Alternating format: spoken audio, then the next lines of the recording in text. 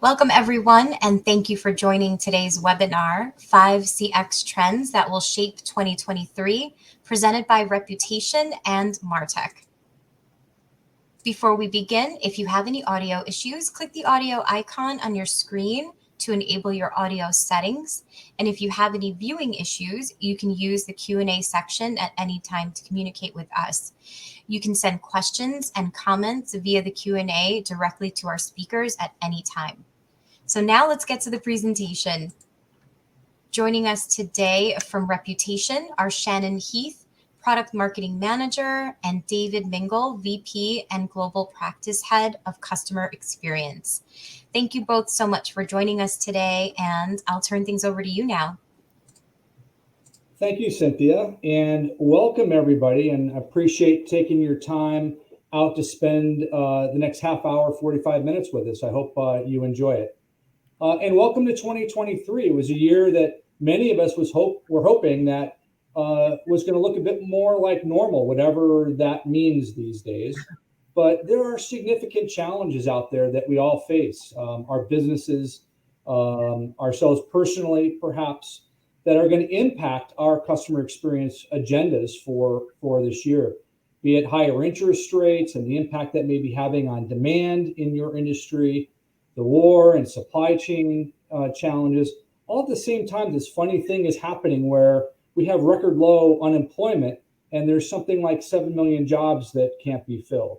All of that presents an incredible dynamic that as a CX leader is going to make it more challenging, perhaps more rewarding to deliver value to your respective organizations.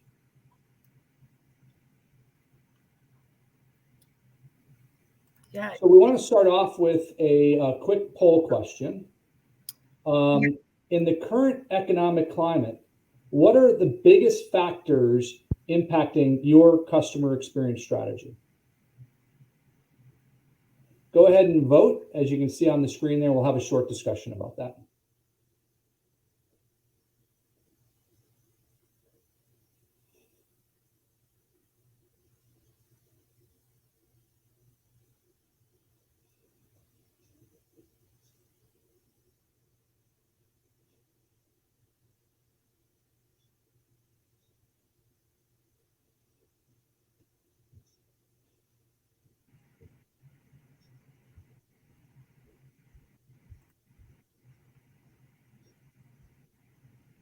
All right, Shannon is back. Yes, I'm back. You walked up for a second there. It's been, I know. I think it was all the trouble you were talking about this year. I guess it's also impacted, my connection as well. I mean, it's been a heck of a year already, and it's only February. That's funny. Yeah. So how are the results coming in so far? Yeah, how are we doing? Okay. Oh, we've got a lot of all of the above. Well, I'm not surprised by all of the above.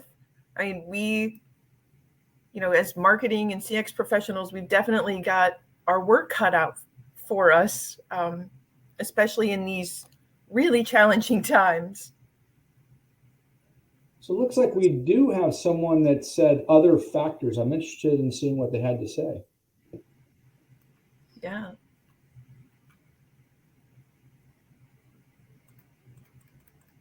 Don't see it in the Q&A, but anyway, let's continue. This is quite interesting. Thank you for participating in that, and it really aligns and sets up what I want to talk about first, which are the three big challenges CX leaders are going to face in 2023 from our perspective, and it appears to be pretty in line with the poll we just took. First, intense focus on customer retention. No business in this economic climate can afford to lose a single customer, and preferably not just retain that customer, but to grow that share of wallets and get that customer to come back and buy more from you. Also, reducing customer acquisition costs. The cost typically to acquire customers, they say, is 5 times that of retaining an existing customer. So that's a big deal for a lot of customers. And then third, it's about consolidation of data and tech stacks. Sure, that has like a cost reduction component to it. Certainly, if you have fewer vendors and fewer technologies you have to support. There's an efficiency there. But I think the biggest point there is about getting more of your data in one place to enable better analytics. So you can get smarter at both number one and number two. Mm-hmm. So I want to ask my next question here. So think about this. If you want to share it, please do so. But I'm going to turn it over to Shannon to talk about her most recent great experience and why it was so awesome. Yeah, I'm really excited to hear what everybody out there, what your last best experience was. But I'll tell you mine, believe it or not, was, and it has been for the last 10 years, it's been with my car dealer's service team. Like said no one ever, right? No one ever says, oh, I love getting my car serviced. But I actually did. So I've had my car for about 10 years. And my service team at the dealership, they're the only ones who've ever worked on it. And it's because of the service level that they give me. They've gotten to know me, like right off the bat. They got to know and understand how I drive my car, my knowledge level and comfort level with car maintenance and all of that, whether it was basic or detailed car maintenance. And I know that there are plenty of capable mechanics and service technicians, but I just really enjoy the experience of going to this particular service team. But I'll give you a real specific example. So I just recently decided, hey, I think I'd like to move across the country. So I packed up my car, all of my things, and I drove from Georgia to Arizona a couple of months ago. So before I made that big drive, I took my car in for service, told the team what was going on. I said, I need to change the fluids, the whole 9 yards. And throughout the process, just as always, they let me know, confirm my appointment, sent me a text to confirm my appointment, got a personal call from my service advisor just asking, were there any issues? All of that, told them I was moving. So once they had my car, I got a call that there was a serious issue with a transmission bushing. I won't go into too much details because then I'll expose my lack of car maintenance knowledge, real car maintenance knowledge. But they not only, normally that would be a 3-day repair, but they knew I was moving and going to be leaving in a couple of days. So not only did they give me a loaner so I could continue the last minute errands and all of the things that you do before you move, but they expedited the repair, fixed it, went through all of the diagnostics, changed the fluids, rotated the tires, the whole 9 yards, checked everything. When I went to pick up my car, they had washed my car. The whole team was there to hug my neck and wish me safe travels and a happy new life in my new adopted home. They also had all signed a good luck and good wishes card and given me a $50 gas card to help cover the cost of some of the gas on my cross country journey. And my service advisor, Jeff, pulled me aside and said, here's a card with the name and number of the service advisor at this dealership in Arizona where you're going to be. I've called ahead and told him you're coming, given him your service records, and said, if she calls me and says that she gets anything less than stellar experience, I'm coming there to talk to you. So I now, I'm in Arizona now, but I swear I think I would make the drive back every time just to continue getting my car serviced from this group, because they created that kind of connection, a genuine connection with me, and a genuine care and concern that my car was always performing at top level. So, it's 10 years later and I still don't feel the need to go buy something new because I don't have to. They've kept it running so well all these years. So Shannon, you did not describe yourself as a car person. So No. You don't really know if all the work that you've paid for was really the top workmanship, other than the car didn't break down, perhaps, right? Yeah, well, don't tell my dad, but yeah, I absolutely would not know if, what they listed out on the service report when I picked up my car. Did they do it? I don't know. Was it at the top? I don't know. But But over time, you learned how to trust them, and you yes, gave them the benefit of the doubt because of a consistent experience that seems like they put your interests ahead of theirs. And yes, then therefore there was this trust that built up where you didn't have to worry yeah, about those kinds of things. 100%. I left there every time. I never felt a twinge of doubt or anything less than full confidence that I had just received the same level of service and car care that they would have given to their husband, wife, daughter, mother, father, any loved one or friend. I felt as though I received that same level of care. And Jeff was always very very good about explaining what had gone on. He didn't speak down to me, and I know that has often been a stereotype and sometimes an experience that many of us have had when getting our cars serviced. They pick up right away that you don't know anything. I know sometimes there's been that stereotype of women having cars serviced. They talk down. I never had that experience with this group. I always felt very knowledgeable.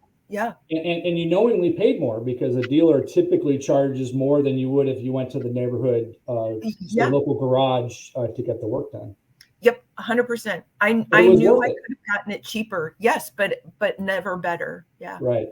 Yeah. Well, thank you for sharing that. Sure. And it really sets up the next part of the discussion. I want to start by making a hypothesis, or offering up a hypothesis, I should say, that in 2023, the dynamics that we just talked about, marketing and CX have never been more dependent on each other. And I want to use this diagram, the infinity loop, as we call it, to make that point. It starts on the lower right about delivering great experiences, just like what Shannon talked about. Why? So that those customers continue to come back and they spend more with you than they would, say, moving to a competitor.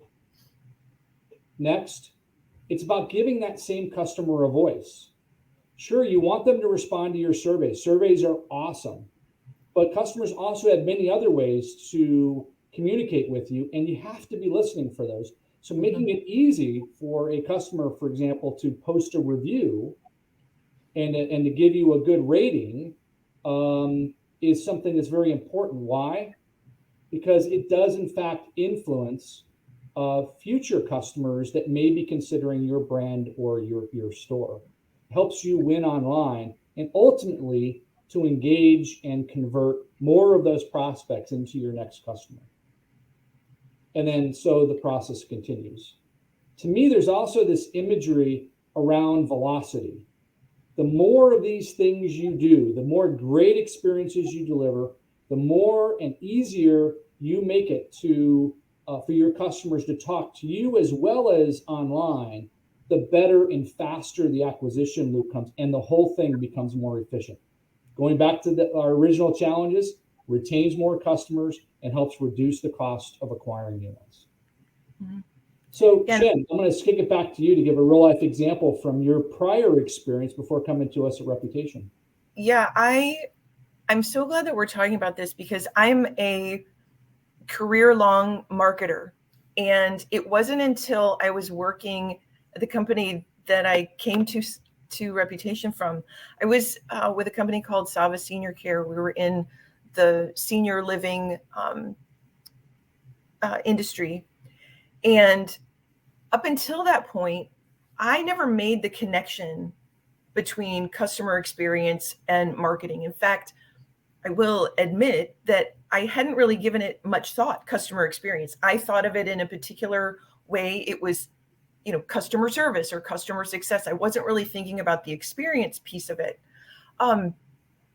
until I got there and started realizing the impact that the experience we were offering our customers directly impacted the experience I was trying to create with all of our messaging, whether it was in advertising, social media, any of the things that I was doing from a marketing perspective.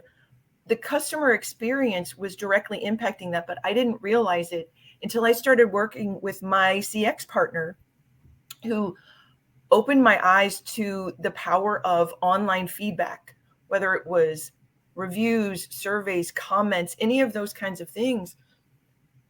I was making social media posts, as we do, and we marketers live in this constant ebb and flow of creating content that gets people to do something, like visit our website, register for an event, something like that. We want them to do something, engage with a post, and then creating content that gets them to say something, like leave a comment or a positive review, something like that. But what I was finding was I wasn't getting the kind of engagements that I was anticipating, because several of our centers had low star ratings. They had negative reviews. Some of them were warranted. Many of them were not. And so anytime I would post anything, I would have a series of snarky comments of people saying, oh, sure, they offer this rehab service, but good luck trying to get them to help you walk again, or something like that, because they or a loved one or someone they knew may have had a negative experience. And so trying to overcome, like coming right out of the gate, from behind, is really hard to overcome if you don't address those things. So that was sort of my aha moment of how the stars that are earned, as we see here on the screen, the stars that the customer experience team is earning, they're generating those positive reviews and positive star ratings, high star ratings. Then it was up to me to make sure that those got seen, so that we could start mitigating and changing the sentiment of our followers and our followers' followers, and starting to turn those negatives into a positive, so that as we were posting, people could see the good that we were doing, and celebrating the positive impact that our teams were having on our residents and their families. So Shannon, you make a really great point. And that is that your experience, your customer experience, is your brand promise delivered, yes, or not? So the marketing team can say what they want on the left side of this diagram, right? And establish an expectation. But if, in fact, in your case at Saba, if a family or a loved one came in for a specific service expecting what they heard but didn't receive that, then it dilutes all of the effort that the marketing team is doing to actually build and establish that brand to begin with. Yep, 100%. Because even though we knew that we were doing great work and seeing great success in our centers, the perception was reality. And the fact is, in the world we live in today, everything's out on the front porch. And so when something bad happens, everybody in the world knows about it. But the good thing is, all the good stuff gets seen as well. I just had to work very closely with my CX team to make sure that those stories got amplified more than the negative things that were going on. Right on. So let me give you a couple other just real quick examples with two of our customers, how they've made CX important in order to do exactly what we talked about: keep customers and earn new ones. At Hendrick Automotive Group, one of the biggest automotive dealer groups in the country, they have elevated certain CX metrics like NPS and CSAT, but also our reputation score, right up alongside their operational metrics. And now every dealership manager gets paid not just based on how many cars they sold or the profit they delivered, but they're also recognized for the experiences they deliver. Because they realize it's not just about making the sale, it's about how you make the sale, which really drives long-term growth. And AutoNation is so into it as well. They actually even feature things like reputation score in their advertising today. So they're not just making it important internally, they're declaring as part of their brand that reputation management is something that's that important to them that they're going to hang their own name to it. Mm-hmm. So let's move on to trend number 2, and it's what we call opening your listening aperture. Surveys are great. They've been around for a long time. They're not going away anytime soon. Our platform does surveys, so we get it. But what we're also seeing is companies struggling to get valuable information from that mechanism that is broad enough, that really gives them a good idea of where they stand. And they're also seeing declining response rates, especially among younger people who frankly don't use email. Mm-hmm. If they can't do it with their thumbs, they just don't do it. So we're seeing a lot of companies test new ways, delivering surveys either via text, a link to an online survey, or doing conversational surveys through an API where there's actually a chat bot kind of experience that, based on the response to a question, is asking the next question, actually administering a survey as if there's another person on the other end of that text asking the questions. We're also seeing a trend towards shorter surveys, all about decreasing customer effort in every way, not just decreasing customer effort in how you deliver an experience or the effort associated with an experience, but it's also with asking for feedback, because ultimately feedback is part of the experience, right? If it's well integrated. So we're seeing is fewer questions and more open-ended questions, places where people can add in verbatims to tell the why behind their scores. And that's really where the gold is. And the technology has gotten good enough, now with AI and NLP and whatnot, to very quickly discern what topics people are talking about in their verbatims and their sentiment, and driving next best actions based on what people said, not just their scores. Mm-hmm.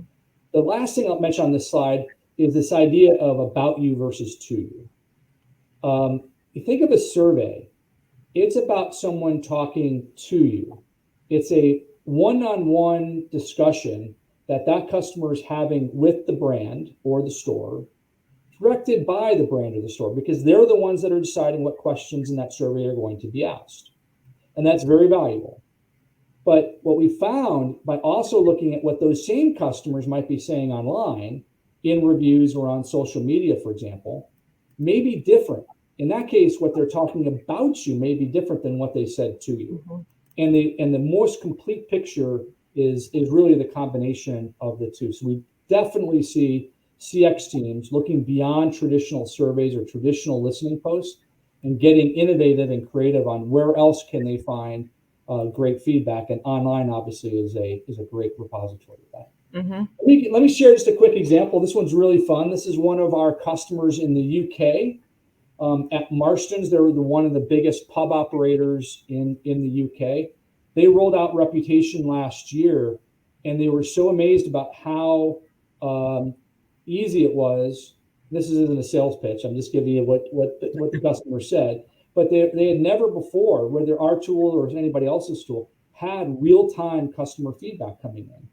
And to have it on a mobile app where they could see it, and engaged them so much that one of the store operators actually took their reputation score. That's a proprietary score that we have that kind of measures customer experience both online and offline, and put his reputation score, which happened to be 835, made a pizza with it and posted it online about how transformational it was for them to have feedback at their fingertips.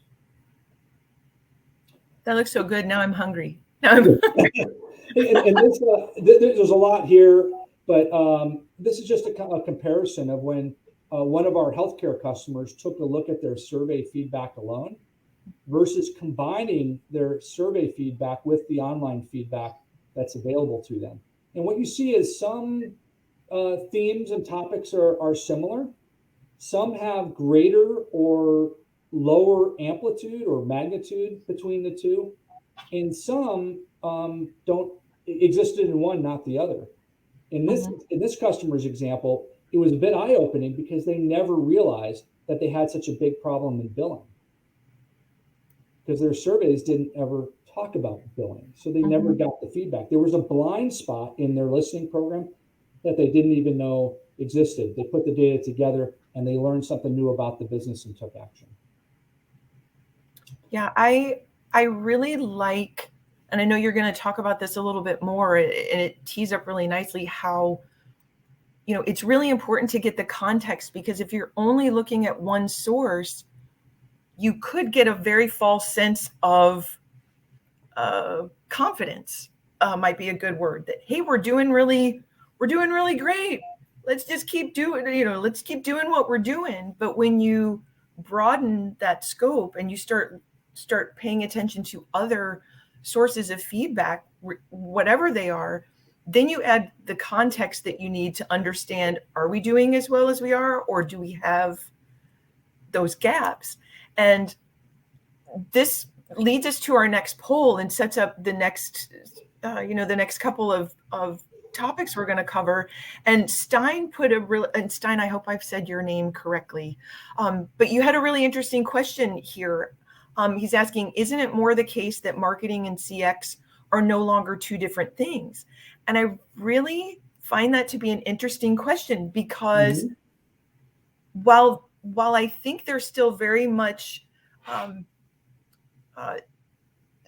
separate in their focus areas, it's becoming very gray. And it's very, for the most successful customers that we see, from my own personal experience, it's very important that they just sort of start melding together and partnering together, because one is going to feed the other, like Dave was showing you earlier in the loop, where what you do on one side to acquire new business, new customers, really builds the momentum to then keep those customers and have them be more willing to refer and buy more, and then continue that momentum through the loop.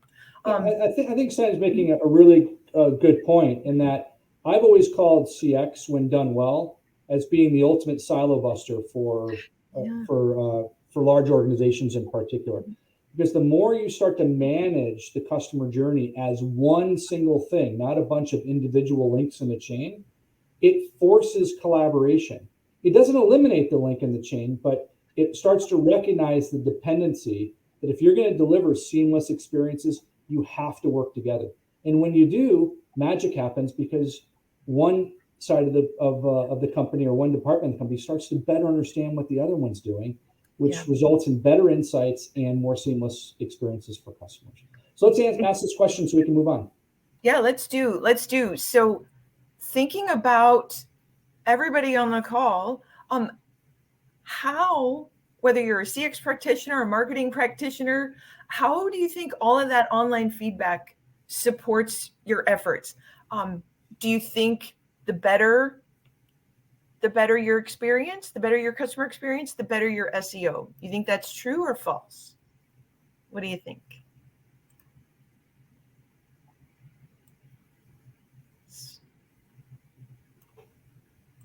Well, this is great, because if it was the other way around, Shannon, we would have totally failed, because this was we would just have to. Our whole hypothesis would have been blown out of the water, that there's no relationship between marketing and CX. But yeah, we certainly do. So that was a bit of a layup question, and hopefully the people that said false maybe didn't understand the question. It was, and it really is true that when you deliver the great experiences that people are willing to talk about, whether, like Dave was saying, whether they're willing to talk about it to you through a survey type of feedback vehicle, or they're willing to talk about you. Looks like Shannon might have locked up again. All of that drives your search effectiveness, and you can easily measure that ROI and see what kind of impact you're having. That's a great setup for the next slide, Shannon. Yep. You'd think we practiced this or something. Yeah, exactly. So there's probably too many numbers on this page, but this is an example where we worked with one of our automotive clients, and we did an A/B test.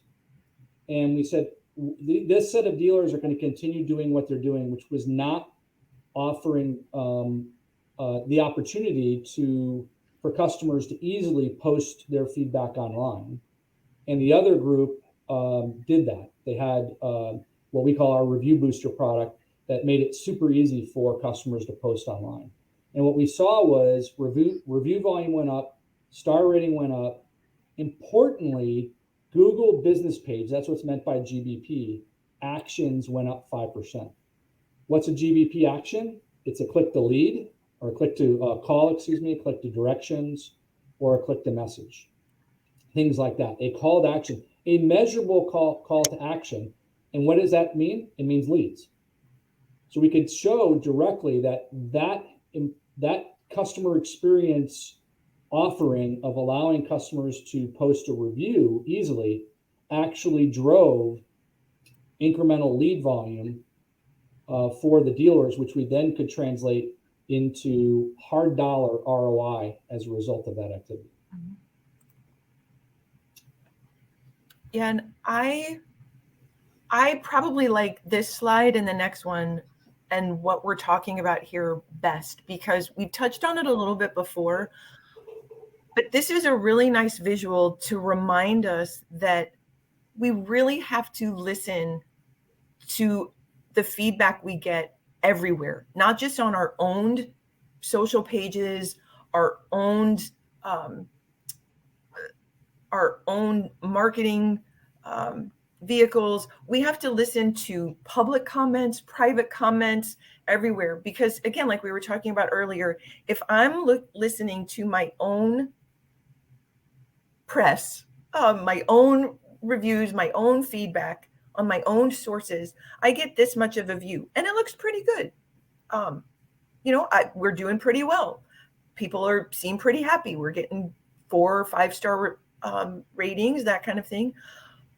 But now when I open up and I can see the broader picture, I start to get context of, like Dave was saying, the why behind my 4-star review, or maybe my 3-star review, or maybe I've given a 4-star overall, but I gave a 2-star to my staff interactions, or something like, when I was working with your team members or something, it wasn't quite the experience I wanted.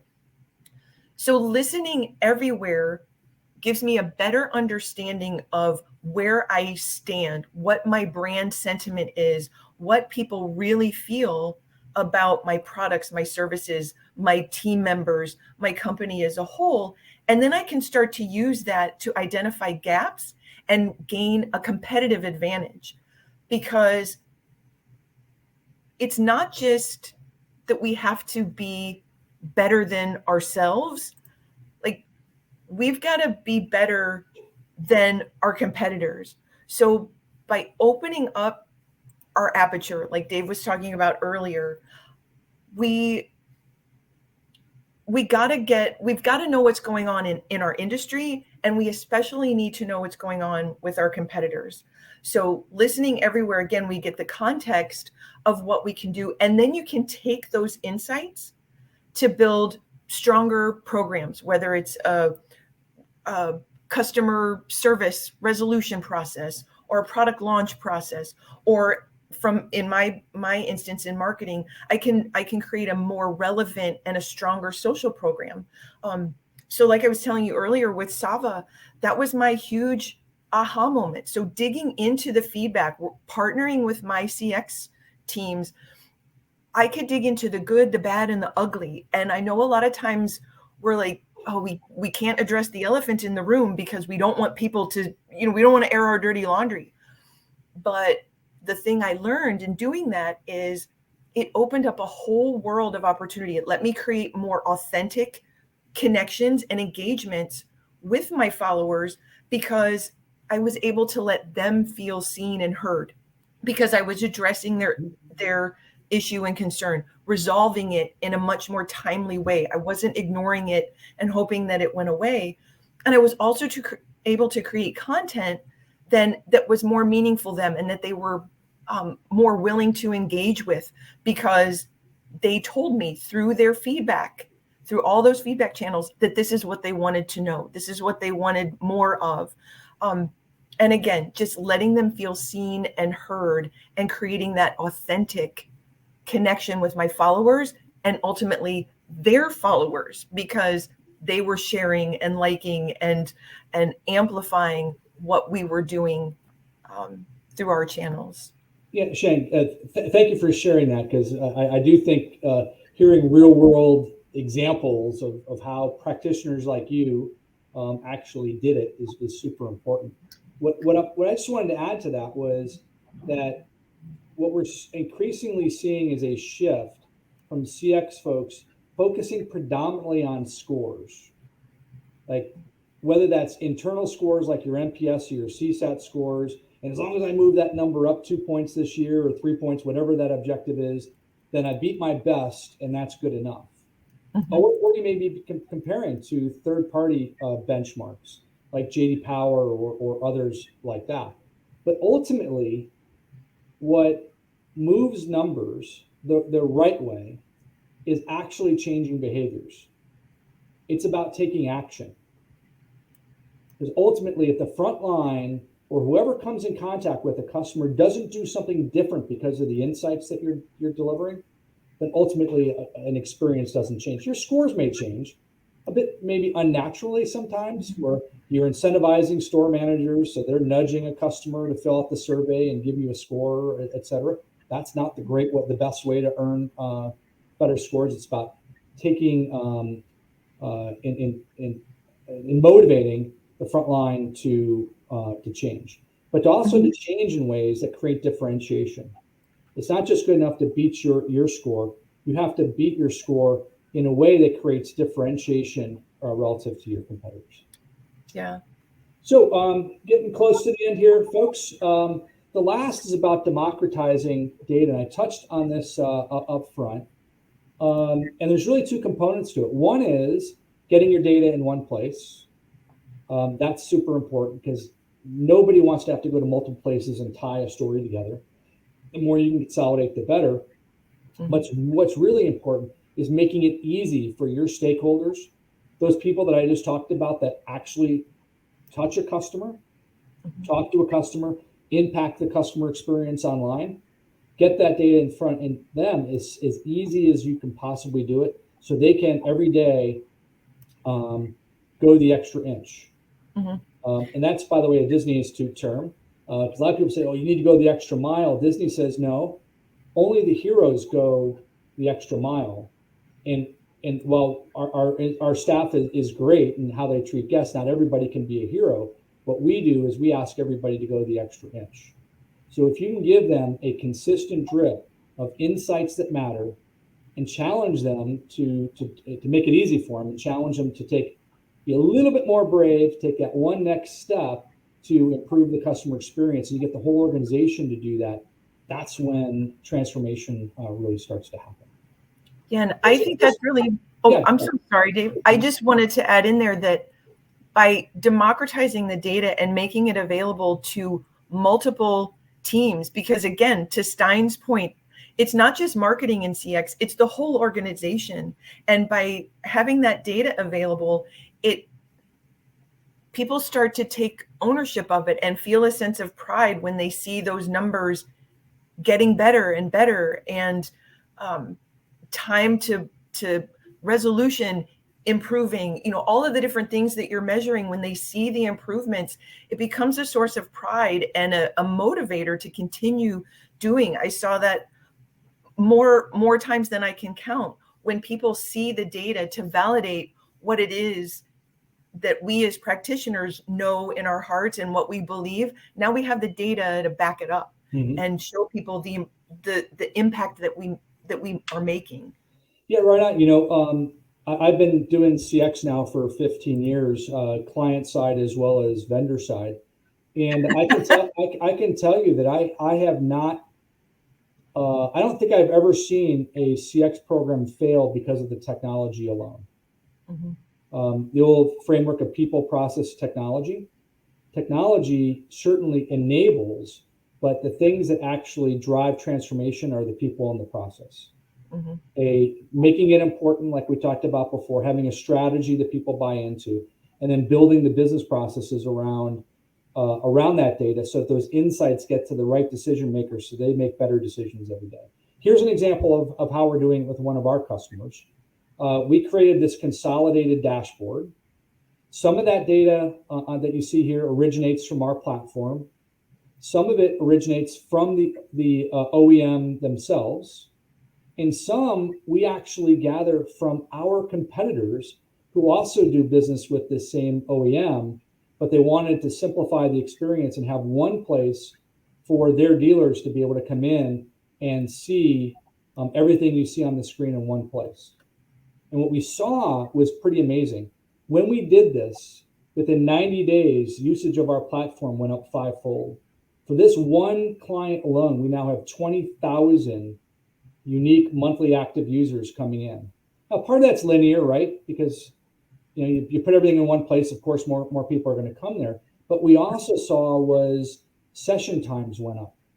So people were reinvesting some of the time we were saving them, not having to go to multiple places and compile reports for themselves, and actually understanding what the data was telling them. And this OEM has consistently over the last 5 or 10 years been at or near the top of the JD Power rankings in customer experience. So we'll turn it over to Q&A, but here's my challenge to everybody. I do believe 2023 is going to be a challenging year, but fortune is going to favor the brave. Those that are willing to reach out across the aisle between marketing and CX and start to learn how to better partner, share insights, and win more customers. Yeah. And Dave, before we go, we've got one last test for everyone. All right. But don't freak out, everybody, because there's no wrong answer to this test. We just want to think about the 5 trends that we were just talking about together. So thinking about all 5, making CX important, opening your listening aperture, activating the silent majority, knowing where you stand and using it to drive action, and then democratizing your CX data.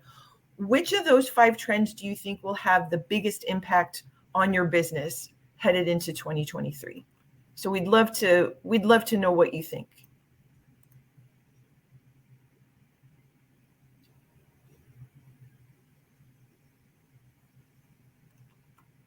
Oh, I like this mix, Dave. Pretty even.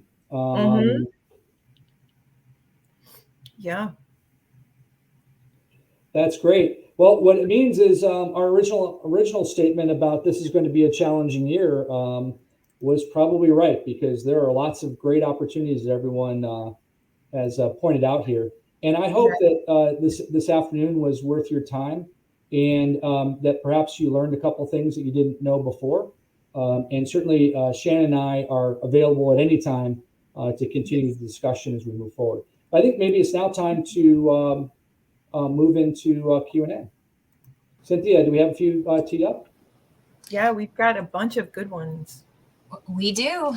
I will go to the first one, and I see Stein, if we are pronouncing your name right, or just let us know if we are not. He has she has another question, and it's, how do you make sure that when you measure CX scores, the metrics measure the actual experience of the customer, and that the measurement methodology isn't aimed towards getting higher scores, for example, when there's an incentive in terms of a reward? This is a great question. So I didn't say this, but in my prior life, I ran the customer experience program at General Motors. And if there's any industry that's pretty good at asking for the right score and the bad side of what I talked about before in terms of feedback behaviors, it's probably automotive. And it was really, really difficult to police. I mean, there's some technologies that can kind of help to see if there is some sort of influence happening. But the approach we took is we wanted to keep our dealers engaged and not necessarily challenge them or accuse them of doing something. What we did was we started to shorten the survey and put less emphasis on the scores, offered more white space so the customers could tell us what they really thought. We would get yes buts, people that say, here you got a 10.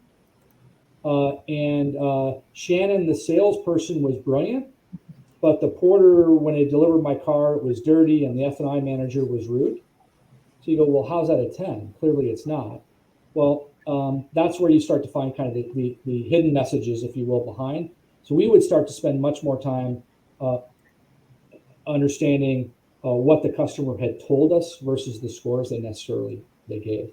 Shannon, I don't know if you had any similar experience with that, or not exactly the same. I know at Sava we did with our teams, we did offer incentives for improving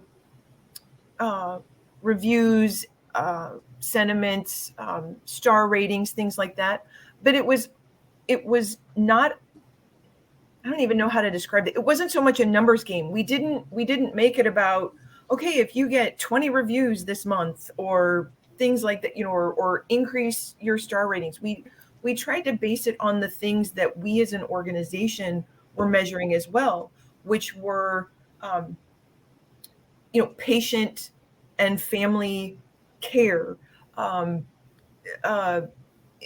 improvements, like with our rehab therapy, like what were their mobility improvement numbers, things like that. So we wanted to see reviews that spoke to the things that we were already measuring, so that it didn't become a numbers game of just, okay, let's go out and pay all our friends to write a good review or something like that.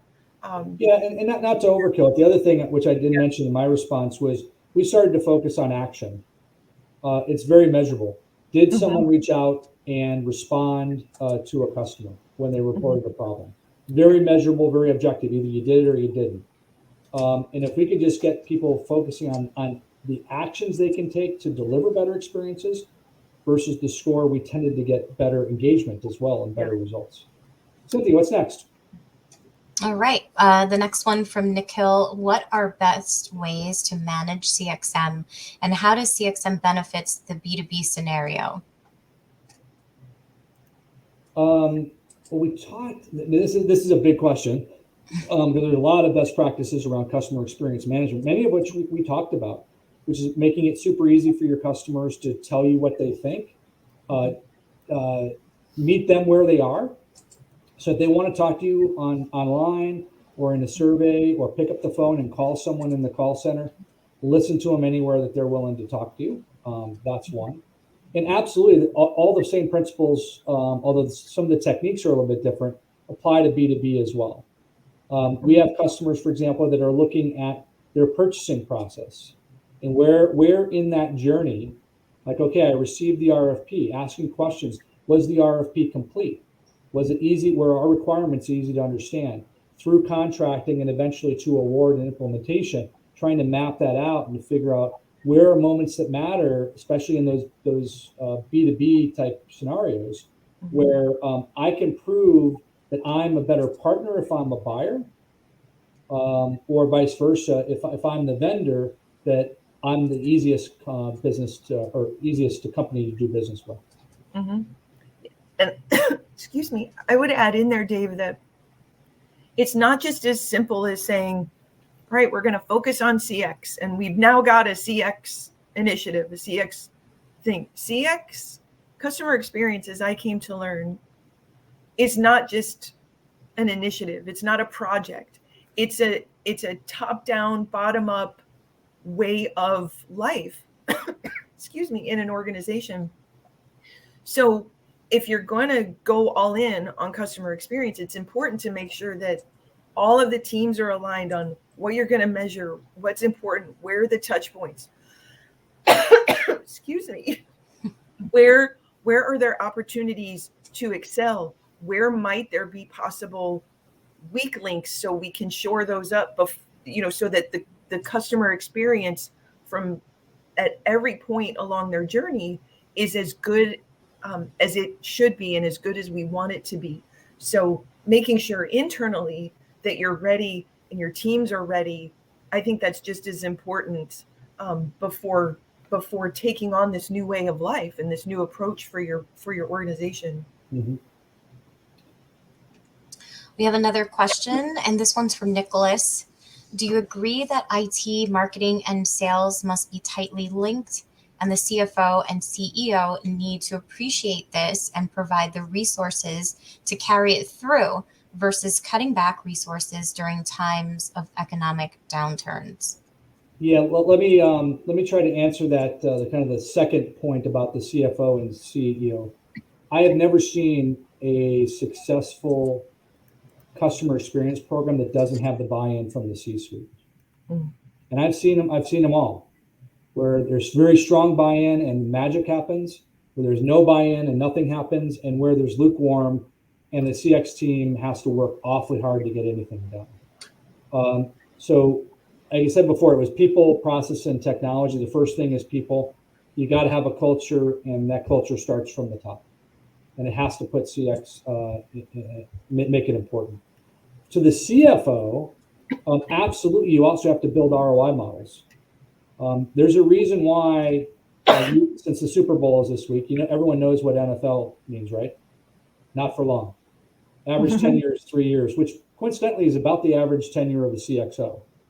Takes about a year to establish a strategy and get buy-in, a year to go execute it. And if by year 3 you're not delivering measurable results, especially if you have a change in some of your stakeholders, like a key executive sponsor moves on, then the program's got to be able to stand on its own, which means it's got to be able to deliver measurable values. That's a big thing for the CFO.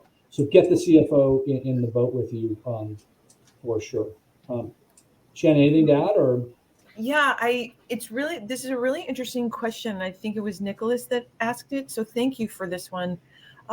I just read an article 2 days ago.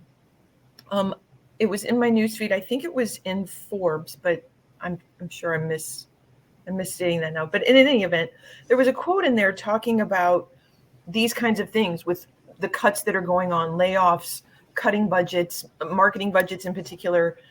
And one of the folks on the panel mentioned that, in times like this, it's really important. Certainly you have to look at the here and now, but it's also really important to think about your future buyer, because they're also going through the same kinds of issues and hurdles that we are doing. And so they're faced with tightened budgets, less people, doing more with less, all of the things that we're faced with.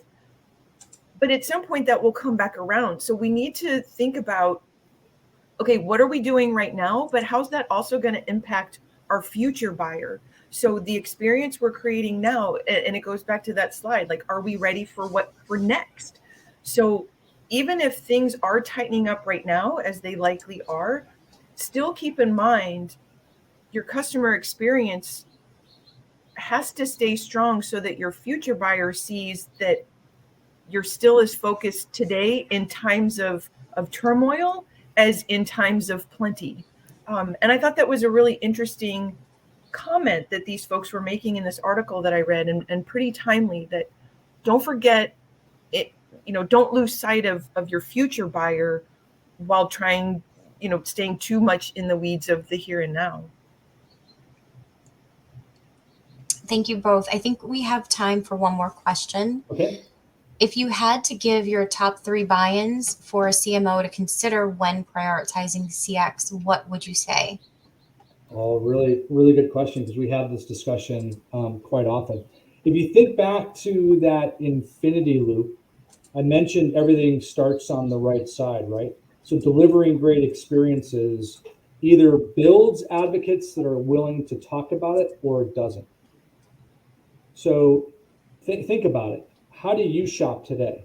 Whether it's on Amazon or trying to, find a steak place to go out to dinner for Valentine's next week. You may go back to a place that's familiar, but if not, you may be going online and searching and seeing steak places near me or whatever, right? Mm-hmm. And if one restaurant's at a 4.4 and the next competitor is at a 4.1, or God forbid below 4, because a lot of people just don't even consider anything that isn't a 4, then the marketing team has lost the race before it even started. Yeah. They will get ghosted before they ever have a chance to interact, because customers simply just won't click on you and even give you an opportunity to earn their business. So it's all about recognizing this dependency, that a high quantity of online feedback that's of high quality, that's authentic, that's well managed, and generates good ratings will in fact accelerate SEO and building brand. Yeah.